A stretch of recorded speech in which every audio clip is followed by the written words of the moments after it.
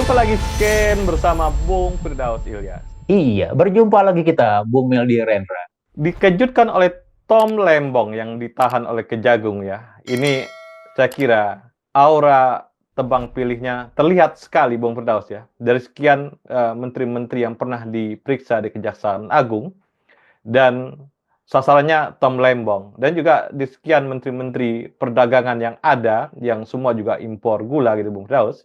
Kenapa sasarannya Tom Lembong? Ini ada persoalan-persoalan tebang pilih dalam hukum dan ketidaksamaan orang di depan hukum, Bung Firdaus. Iya, Bung Meldi. Kembali publik mempertanyakan apakah penegakan hukum kita itu memang hanya tumpul pada kelompok tertentu gitu ya, dan hanya mensasar kelompok-kelompok yang mungkin berbeda atau berseberangan dengan kekuasaan. Dan penetapan tersangka Tom Lembong, mantan Menteri Perdagangan pada periode awal pemerintahan Pak Jokowi 2015-2016 kalau tidak salah, itu menjadi salah satu warna terbaru lagi dalam konteks penegakan hukum kita.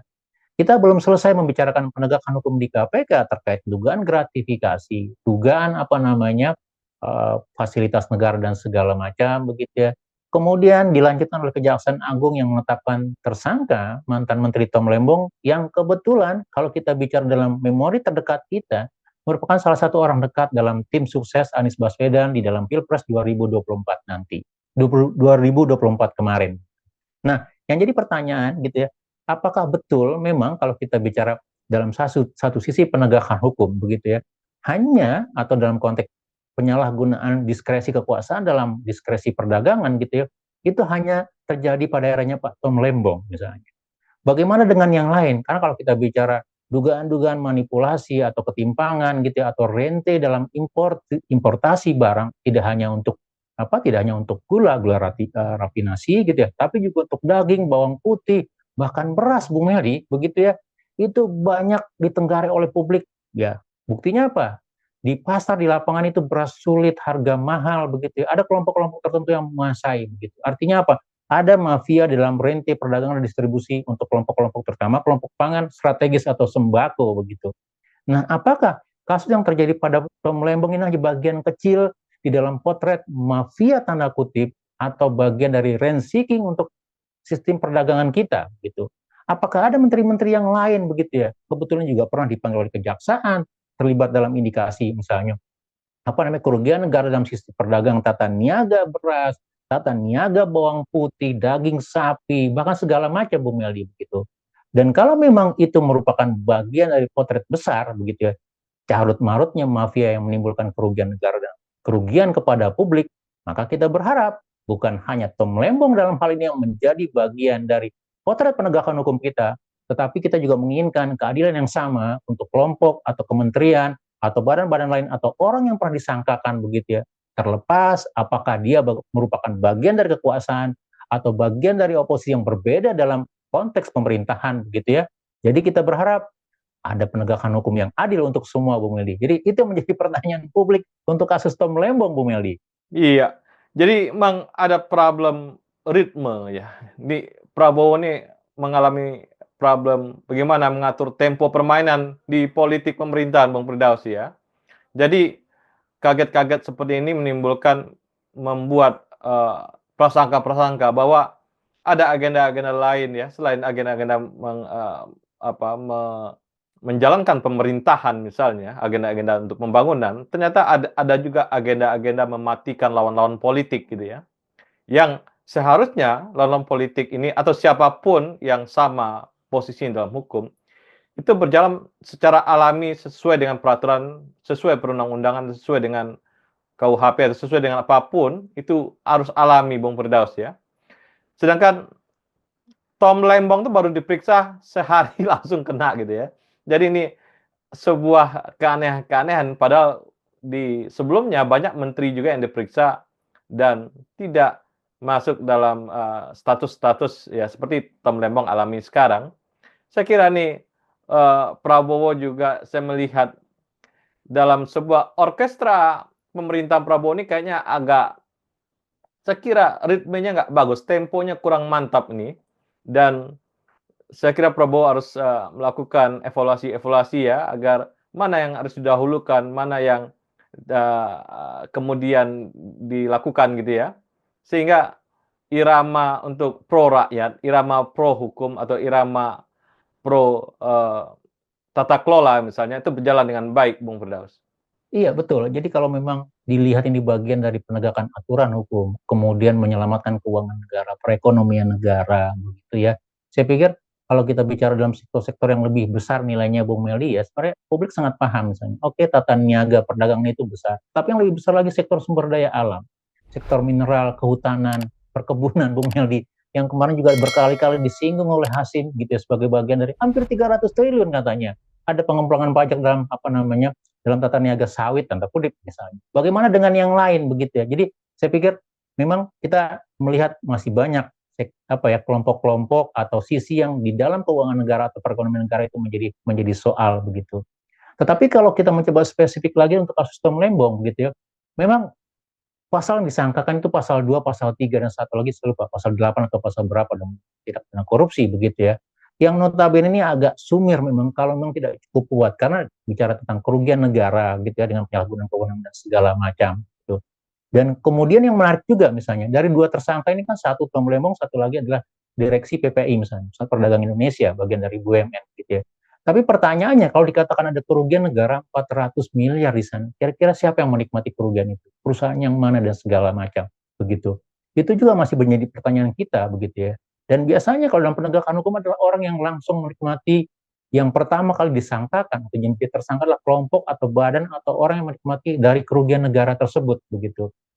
Kalau dikatakan Tom Lembong tidak harus menerima sebagai bagian dari aliran kerugian keuangan negara, betul memang dalam pasal 2 pasal 3 gitu mengakibatkan kerugian negara baik itu dirinya sendiri atau kelompok lain begitu. Tapi di sisi ini menjadi pertanyaan publik juga, kenapa memang langsung yang disasar adalah Tom Lembongnya begitu. Artinya apakah memang kasus ini dibangun begitu cukup solid walaupun kejaksaan mengatakan sudah disidik mulai dari penyelidikan dari tahun lalu gitu ya, dan kemudian Tom Lembong itu sudah dipanggil 2 kali atau tiga kali kalau tidak salah sebagai saksi begitu. Tetapi dalam kejutan terakhir misalnya, apakah begitu strategisnya dan kemudian dilihat dari sisi bagaimana dinamisasi politik Pilpres kemarin, termasuk juga bagaimana Tom Lembong berkali-kali mengkritik Wapres Gibran atau kelompok yang lain misalnya dalam pemerintahan Prabowo misalnya. Apakah juga ada nuansa-nuansa itu begitu ya? Karena Tom Lembong merupakan tim sukses atau pendukung utama Anies Baswedan begitu ya, dan itu berseberangan dengan Prabowo dalam Pilpres kemarin, maka dia menjadi target utama. Bagaimana dengan menteri-menteri yang lain misalnya yang pernah dipanggil oleh kejaksaan untuk kasus-kasus atau dugaan indikasi yang lain begitu ya, yang kebetulan sekarang merapat dan takut begitu tanda kutip dan kemudian menjadi bagian dari Kim Plus misalnya. Dan ini yang menjadi satu pertanyaan besar begitu.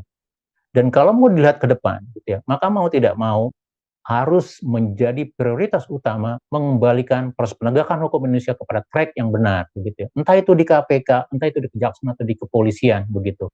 KPK yang semakin terpuruk dengan kelembagaannya, dengan tata kelolanya, begitu ya. Itu harus diselamatkan pertama, gitu ya. Maukah Prabowo nanti menyelamatkan melakukan revisi Undang-Undang KPK, mengembalikannya sebagai bagian dari extraordinary, atau membiarkan KPK terpuruk, gitu ya. Kemudian menjadikan penegakan hukum kita hanya sekedar formalitas sebagai hadirnya instrumen anti korupsi tanpa pernah memperkuat substansi dalam penegakan hukum, tanpa pernah menjamin keadilan untuk hukum untuk semua, begitu ya. Saya pikir itu kan menjadi soal juga gitu. Jadi di tengah gaya sigap, gaya apa namanya, gaya komando Prabowo sebagai mantan tentara di sana begitu, kita berharap juga ada instrumen-instrumen yang menjamin hak dasar publik, menjadi penegakan hukum juga menjadi prioritasnya. Dan kita berharap dari pembesarnya gitu, dari jumlah kementerian yang dipecah, artinya apa? Akan semakin banyak sumber daya mengurusi hal-hal hukum dan HAM di sana, gitu ya. Kita berharap penegakan hukum di era Prabowo terutama dalam anti korupsi itu menjadi lebih baik dibandingkan eranya Jokowi kemarin, Bung Mel. Iya, selain, Tom Lembong ya, kasus hukum ini juga ada kasus Mahkamah Agung yang Mahkamah Agung apa, mafia hukum ya 1 triliun. Saya kira ini juga, harusnya ini digenjot juga oleh Prabowo ya di, apa, hakim-hakim agung yang terlibat atau hakim-hakim di pengadilan tinggi dan, negeri yang, terlibat gitu, Bung Murtad. Ini saya kira akan memberikan, rasa simpati, orang-orang hukum terhadap, terobosan-terobosan yang dilakukan oleh Prabowo. Juga yang 300 triliun saya kira juga itu harus dibuka lagi, kalau bisa dibikin, tim khusus 300 triliun ya dari kejaksaan atau dari KPK untuk membuka masalah ini sehingga di awal pemerintahan Prabowo ya, kita belum masuk dalam agenda-agenda pembangunan, tapi agenda hukum ini kan bisa secara cepat dilaksanakan, Bung Firdaus ya. Tinggal siapa yang bersalah langsung diperkarakan atau masuk dalam suatu proses hukum, ini akan lebih cepat. Jadi proses hukum dibereskan di awal, nanti mungkin di berikutnya masuk dalam proses-proses pembangunan dan juga proses-proses yang terkait dengan isu-isu besar mengentaskan kemiskinan misalnya, ini akan berlanjut berikutnya. Tapi di awal kabinet Prabowo ini penegakan hukum ini adalah saya kira isu yang paling cepat bisa dikerjakan Prabowo tanpa menunggu waktu lama, Bung Firdaus. Iya, betul. Terlebih lagi kita akan mengatakan bahwa hukum adalah menjadi panglima, menjadi alas dari semua rencana kerja, menjadi program, menjadi alas penjamin kepastian hukum di dalam semua kerja pemerintah atau program pemerintah.